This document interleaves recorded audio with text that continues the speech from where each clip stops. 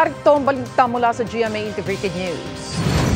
Dahil sa bagyong Hiner, nakataas ang Tropical Cyclone Wind Signal number 1 sa Regions 1 at 2, gayon din sa Cordillera Administrative Region at sa mga lalawigan ng Zambales, Tarlac, Nueva Ecija, Aurora at northern portion ng Quezon kasama ang Polillo Islands. Namataan ang sentro ng bagyong Hiner, 305 kilometers east-northeast ng Kasiguran, Aurora.